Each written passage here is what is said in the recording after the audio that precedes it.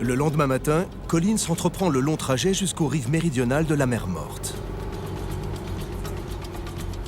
C'est là que la carte de Madaba situe la cité biblique de Zoar et la grotte de Lot. C'est également là que de nombreux archéologues spécialistes de la Bible situent Sodome et Gomorrhe. Beaucoup de gens croient que Sodome et Gomorrhe se trouvaient tout près de la pointe sud de la mer Morte. Je pense tout simplement qu'ils se trompent. Ils n'ont pas recoupé correctement les informations.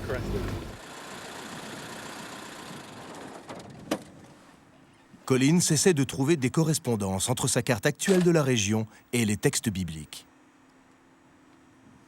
Beaucoup de gens disent que les récits bibliques relèvent purement du mythe, de la légende. Mais je ne pense pas que les rédacteurs de la Bible inventaient la géographie de leurs récits. Ils s'appuyaient sur des vraies données géographiques, sur des paysages qui ont existé. Le problème, selon Collins, est que la description biblique de Sodome et Gomorrhe ne correspond pas à la représentation archéologique conventionnellement admise des deux cités. Ce qui m'intrigue, c'est pourquoi les gens insistent pour situer Sodome et Gomorrhe dans cette région. Cela ne correspond pas à la description biblique.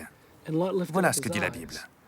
Lot leva les yeux et vit toute la plaine du Jourdain qui était partout irriguée. Lot a donc sous les yeux une zone luxuriante de terres arables. Vous voyez bien que ce paysage désolé et lunaire n'a rien à voir avec ce qui est écrit.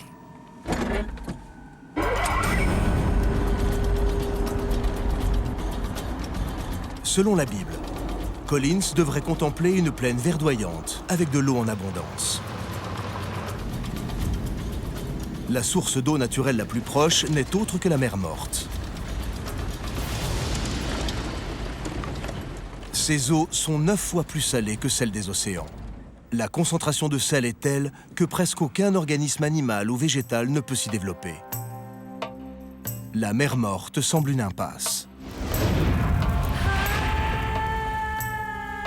Pour Collins, cela ne fait aucun doute. Sodome et Gomorrhe n'ont pas pu se dresser ici.